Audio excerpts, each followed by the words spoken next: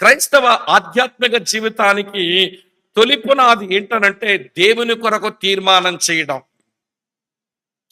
దేవుణ్ణి విశ్వసించడానికి, దేవుణ్ణి వెంబడించడానికి మనం దేవుని కొరకు తీర్మానం చేయటం, అది మన ఆధ్యాత్మిక జీవితంలో అది ఒక ఫౌండేషనల్ ఫ్యాక్ట్. ఇది లేకపోతే తర్వాత ఎన్నొచ్చినా అది అనవసరమే.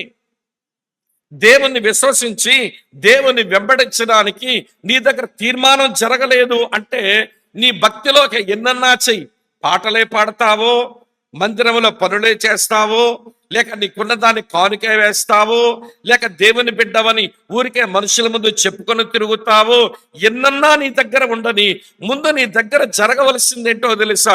దేవుని కొరకు నువ్వు చెయ్యవలసిన తీర్మానం. ఈ రోజున యవ్వన తరానికి ఇది లేదు. ఈ రోజున చాలా మంది యవనస్తులు దేవుని కొరకు తీర్మానం చేయడంతో వాళ్ళ భక్తి మొదలు పెట్టలేదు, కానీ వాళ్ళ పేరెంట్స్ నుంచి వీళ్ళకి వాక్యాలు తెలుసు, చర్చికి రెగ్యులర్ గా పోతారు గనక పాటలు వచ్చు, చర్చి కార్యక్రమాలు తెలుసు, మొత్తానికి ఎట్లనో కొట్టుకుపోతుంటారు అట్లా.